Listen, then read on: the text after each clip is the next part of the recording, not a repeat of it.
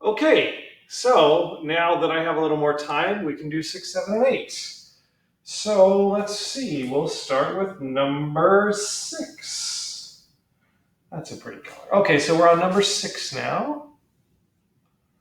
And 6 says, if f of x equals that, right down there, we're on number 6. If f of x will equal that, then f prime of 3 equals, so that's just a straightforward power rule derivative.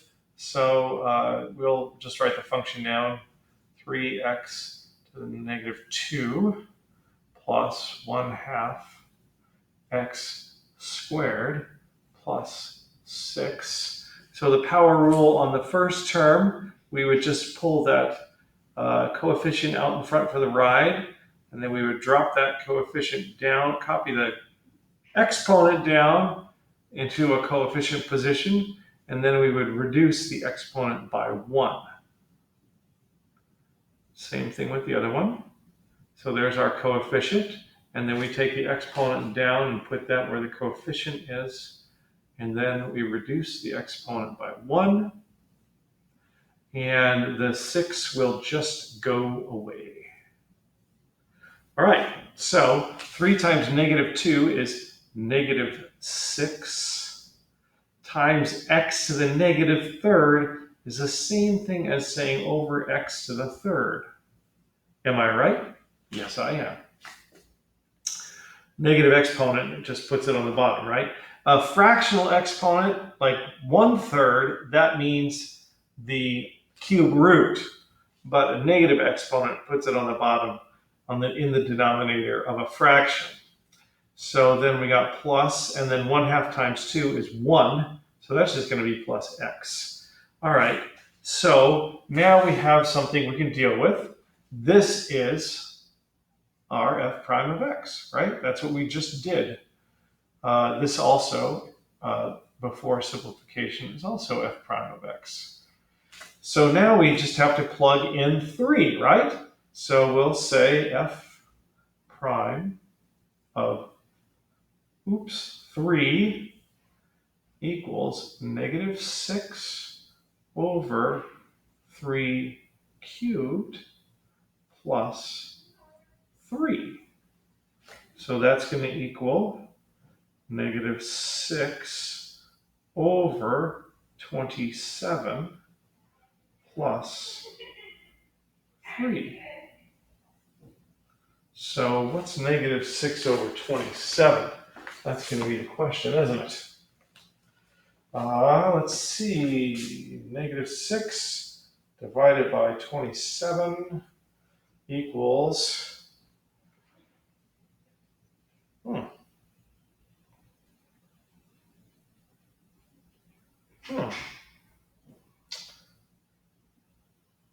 I'm feeling like I don't have the right answer on the board available to me.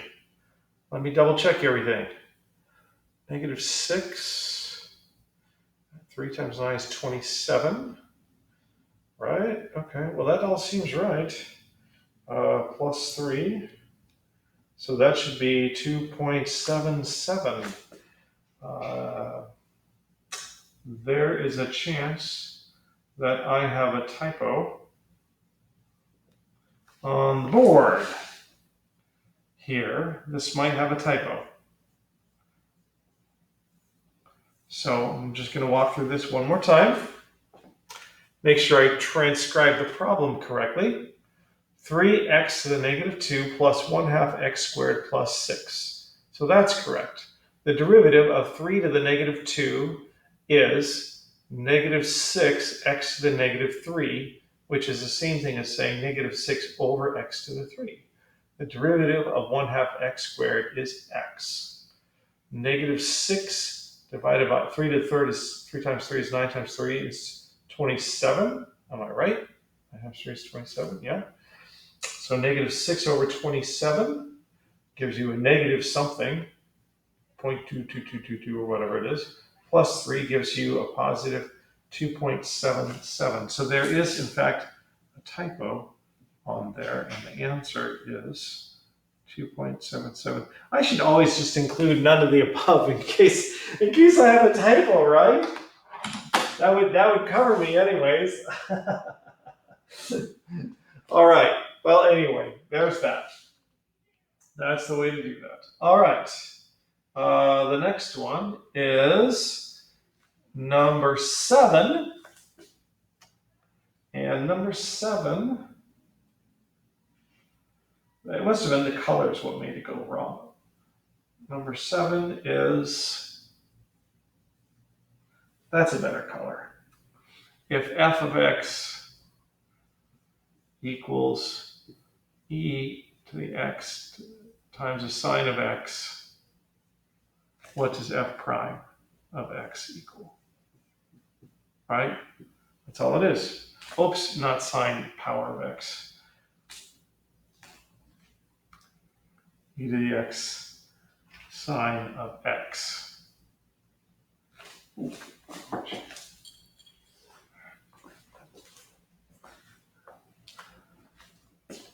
So that's going to be product rule, right? And in the product rule, we make we say the first we usually call the first function u. That's just convention. You can call it whatever you want. So the first function is that, and the second function is, we call that v. And the second function here is sine x. So the product rule is that f prime of x is going to equal u x, the first function, times the derivative of the second function, plus the derivative of the first function times the second function. And I did it, that's a different way than I often do it. It doesn't matter, as long as you take one function times the other function's derivative and add that to the reverse, the other function's derivative times the other function, that's fine. So u of x is e to the x. Now we'll just do it. And the derivative of v, the derivative of sine x is cosine x, right? Plus the derivative of u is e to the x, so the derivative of e to the x is just e to the x. And then v is sine x, right? And we don't have that listed as an answer, do we? But if you look at it for a couple of minutes, you will see that there is an e to the x on both of these. So we can factor that out. And then we have e to the x cosine of x plus sine of x. And that one indeed does exist right there. So that is number 7. And last but not least, number 8.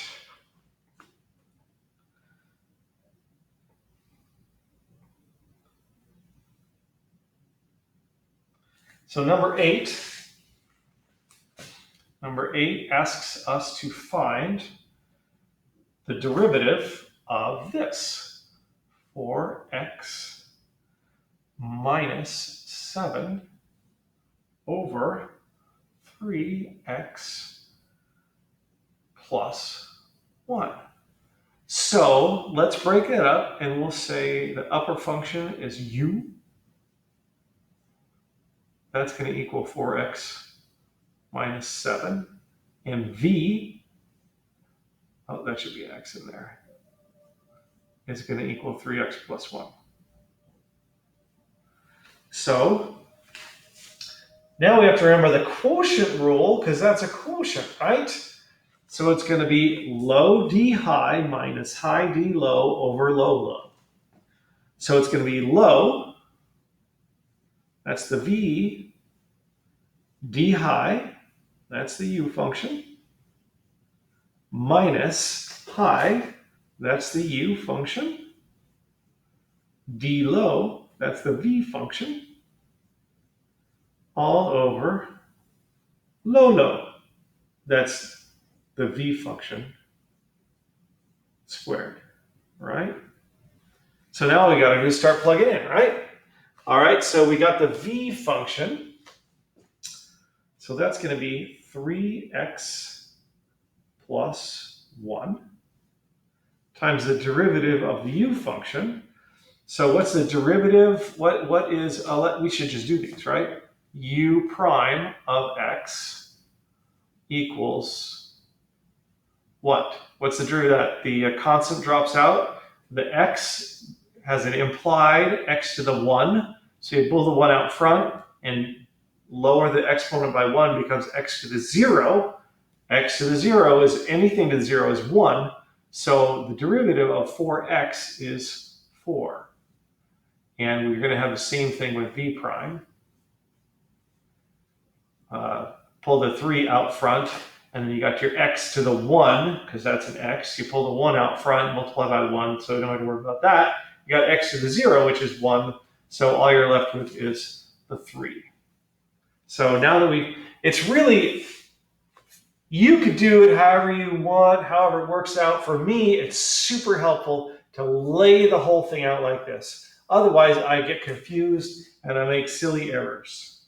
So that's going to be a 4 minus our u function, 4x minus 7 times the derivative of the v function, which is 3, all over our v function, 3x plus 1 squared.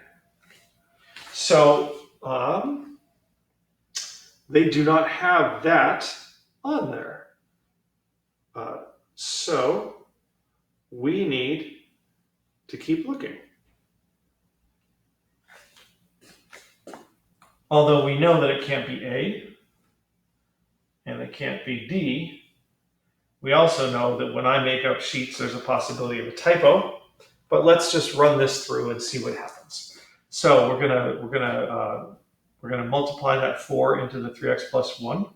So that's going to be 4x plus 4 minus, and we're going to multiply that 3 into that. So that's going to be minus 3 times 4 is 12x minus 24, right? All over 3x plus 1 squared. And now we're just going to go up over here and continue this thing. And we're going to get 4x plus 4 minus 12x, and distribute that minus through when we pull the parentheses out, plus 24 all over 3x plus 1 squared.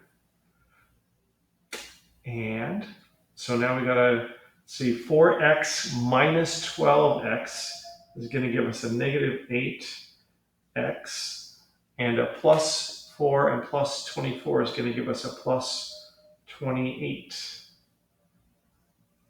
over 3x plus 1 squared. And somehow I have messed up again. Oh, ha! I see my error, and you probably saw it before me. We've got a 3. That should not be 4x. That should be 3 times 4 is 12x, right? Okay, so that means this should be, I'm going to change color so we can see my errors. You can see the error of my ways.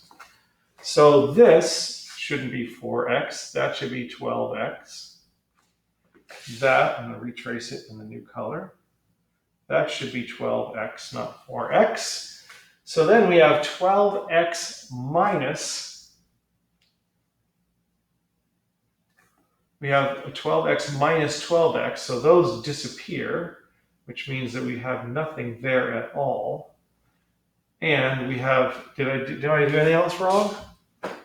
Yes, I did something else wrong. Good grief. I hope you spotted this too.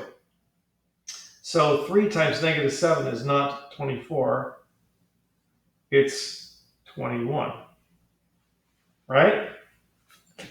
So that's not plus 24, that's plus 21.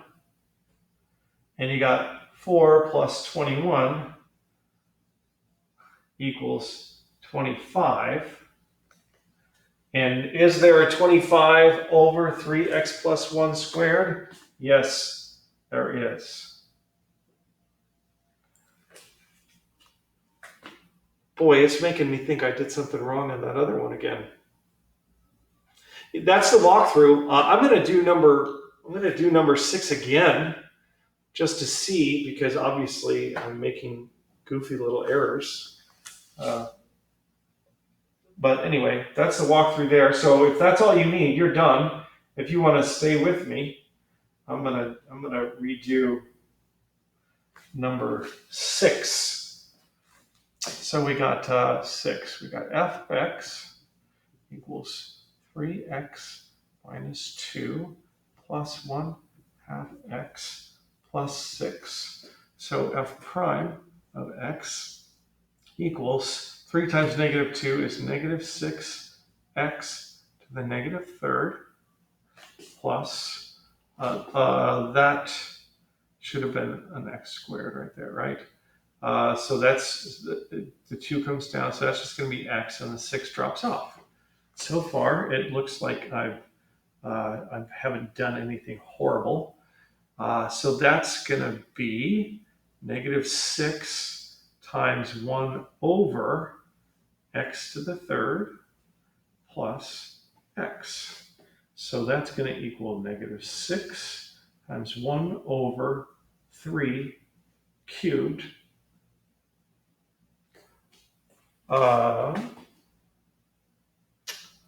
That, look what I did there. That's an x. I don't think I did that on the other one.